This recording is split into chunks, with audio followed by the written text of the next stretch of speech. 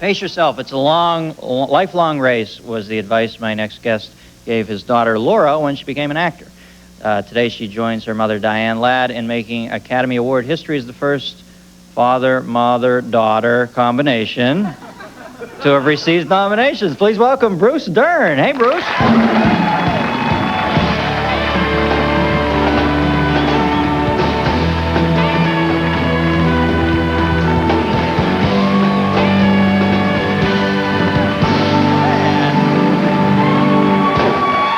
Bruce.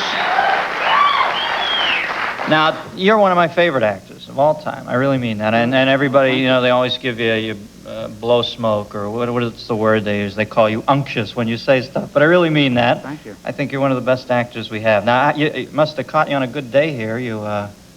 Or maybe, you happy for your ex-wife, or does that piss you off? No, it's terrific. She earned it. I mean, that's the third time she's been nominated. Yeah. I mean, she's always been a wonderful actress, and it's real tough. I mean, Laura is, equally as deserving, but she's very young. And when we were that age, to get somebody who's 25 years old to be nominated for an Oscar was almost unheard of. And Diane, it's as an actress, I've always had a theory that if you don't get a seat at the table by the time you're 30 years old in this industry, it takes a woman almost until she's in her 50s before she can be rediscovered. All right. There's something about 18 to 25 where there's a lot of roles, and then 25 to 30 a few, and then after 30 it takes about 20 years before, outside of those one or two girls that have the slot, and are there for good.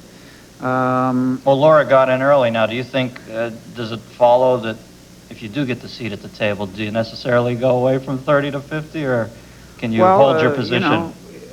I would say it all depends why you got into it originally. I became an actor originally because I was interested in what it was that made people do what they do, particularly in times of stress. And Laura has similar feelings to that. I mean, she became an actress really because she's involved in the human condition. That's really what her interest is and what her concerns are. So there'll always be a place for her, but a lot of people didn't become actors and actresses for that. They become because they're wooed by the money or the seduction of the town or the lifestyle or something, and they go off in all kinds of different tangents. So it's always interesting to see how they go. I'm extremely proud of them, though. They did good. Well, those motivations that you expressed to get into acting seem like rather sincere ones, but when you started out in this town, it's almost tough. You had to go through the Corpsman School to some extent, didn't you? Well, I didn't get the Corpsman School until I'd done 10 years. Oh, really? I mean, talking about Roger Corman, who's sort of like the Gertrude Stein of young filmmakers in this town. I've always felt that you really get your moniker in this business. You really get discovered as an actor or an actress the way people first perceive you in a fairly large role, whether it's on television, in the theater, or in films.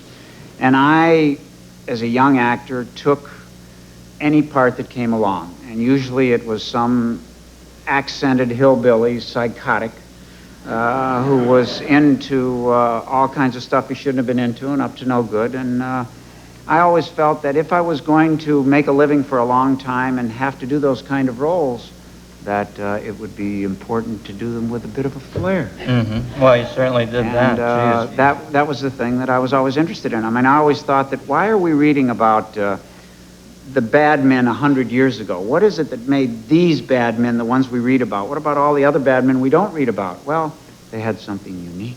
They had a little bit of style. Psychotic savoir-faire, so to speak. So I always felt that was, something that you had to look for. You had to find a way, if you're going to be a bad guy, to entertain the folks along the way so that they all get a chance to kick your face in at the end, because they really want to do that. Right. I mean, when I think catharsis. Yeah.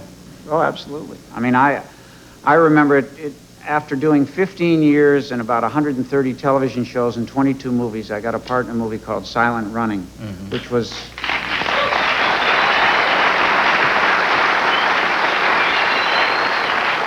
And that was the beginning, really, of like a second part of my career. And 6 weeks after finishing Silent Running, which was kind of this sweet science fiction picture, they talked me into killing John Wayne and the Cowboys. And it took me, that's 20 years ago, and I've never lived it down. Then I went straight again for about 3 or 4 more years, and I did movies like Smile and The Great Gatsby and Posse and Wonton Tom, the dog that sunk Hollywood, and a few movies like that. And then they talked me into doing Black Sunday. Yeah.